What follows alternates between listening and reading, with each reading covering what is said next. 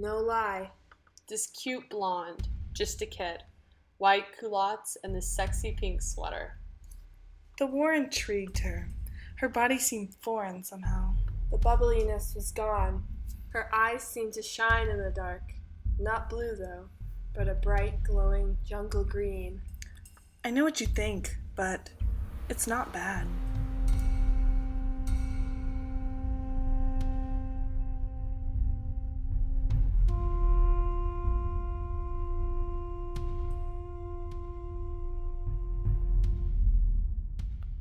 Hello, thanks for tuning in to this episode of Let's Talk Lit, featuring the sweetheart of the song Bong, an excerpt from Tim O'Brien's novel The Things They Carried, as discussed by Maggie Dowling, Sophie Stark, Bethany Burns, and Hannah Pope.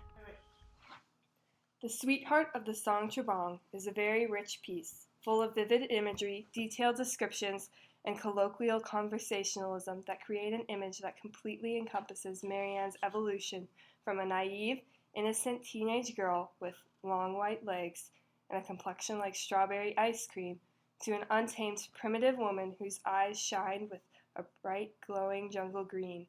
This complex transformation exemplifies the spirit of a woman in addition to the creature the men make her out to be. Listen, the guy sends her the money, flies her over. This cute blonde, just a kid, just barely out of high school, comes right out to the boonies.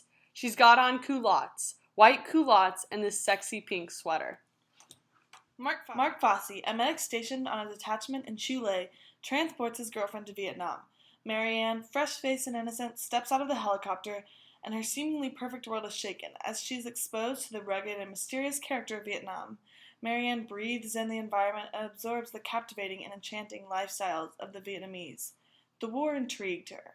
Marianne is mesmerized by the beauty of it all. The fast-moving rivers and waterfalls, and exotic butterflies, and steep cliffs, and great valleys of bamboo and elephant grass. Marianne sees the beauty, experiences the mystery, and indulges in the danger of this lifestyle. The dynamic shift of Marianne occurs as she slowly abandons her innocence and embraces her subdued psyche. During her process of change, one of the men remarks, "Well, hey, she'll make a sweet bride, combat ready." Although Marianne has potential and has shown hints of it, the men stifle her power and deny her inherent abilities. The male population solely views her as an object, a pretty face, a simple-minded bride. After her dynamic change in character, she embraces her animalistic and masculine identities, and she transcends gender boundaries. To the men, she is merely an object to be tamed.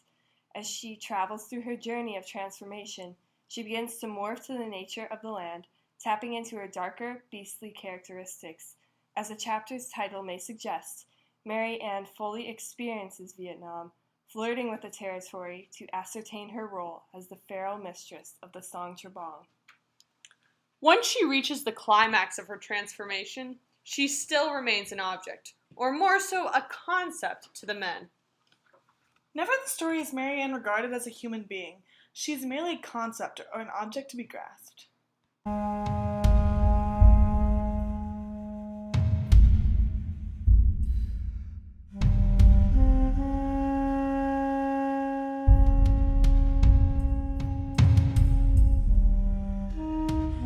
The central theme of The Sweetheart of the Song Bong focuses on the perception of women during the time of the Vietnam War, juxtaposing the Alpha Company's objective and limited view of women with their true nature.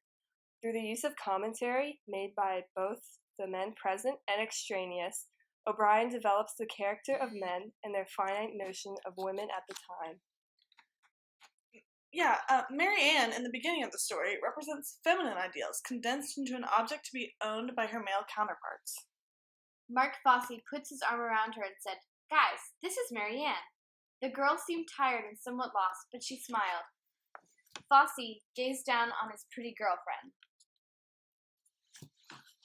This short excerpt demonstrates how Fosse, along with other men of the Chu Lao medical detachment, objectify Marianne, ogling over her beauty, finding her to be relatively insipid. Fosse specifically views Marianne as beneath him, both literally and figuratively. The men focus on physical qualities rather than those of merit when they describe Marianne. Rat explains that she was too wide in the shoulders, maybe, but she had terrific legs, a bubbly personality, a happy smile. Rat is labeling Marianne with qualities that the men are looking for in women, and through that, also showing that Marianne's broadness in her shoulders, something that they might feel is masculine, is a negative trait of hers. In addition, the mention of Marianne's shoulders being too wide suggests that she has more upper body strength than a woman should, and therefore the strength is looked upon in a negative way. Women weren't supposed to be strong, men were.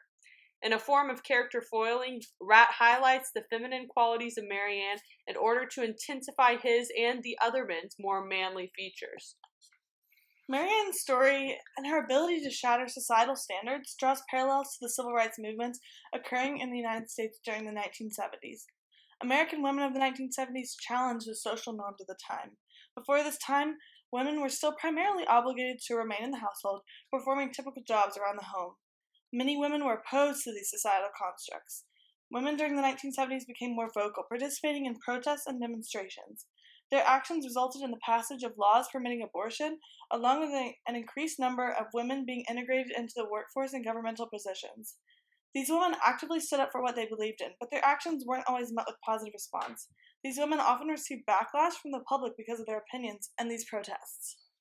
Similarly, Mary Ann felt constrained by the status quo and broke free from it in this excerpt. Quietly then, she stepped out of the shadows. At least for a moment, she seemed to be the same pretty young girl who had arrived a few weeks earlier. For a long while, the girl gazed down at Fosse. In this passage, Fosse anticipates an encounter with the original and fairly simplistic version of Mary Ann.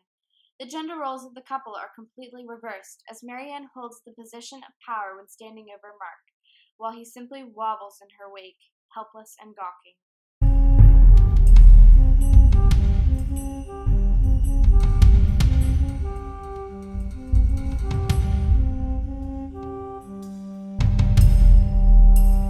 In conclusion, as an innocent youth, Marianne encountered little that pandered to her intrinsic hunger as a woman and unique individual. In the mysterious terrain of Vietnam, she finally finds a way to define the finite perceptions of men during the time period, and transitions into a powerful being, a far cry from the vapid female that males deemed her persona in the past. Marianne's dynamic change illustrates the intimate interrelation of femininity and the masculinity that she exudes throughout the chapter. Marianne's story is one that is meant to defy modern sexism and break gender boundaries. O'Brien wishes to challenge these societal norms with his piece, and does so with profound excellence and grace.